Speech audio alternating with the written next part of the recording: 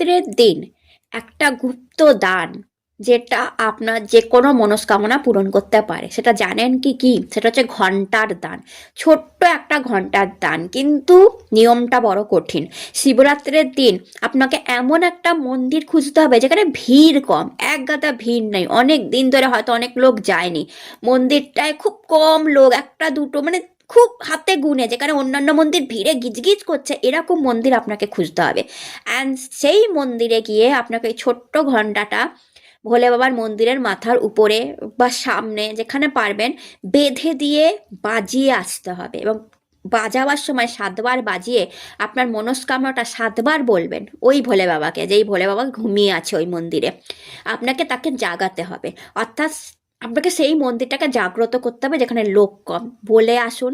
And তারপর magic miracle দেখুন যে কিভাবে আপনার মনস্কামনা পূরণ হয়।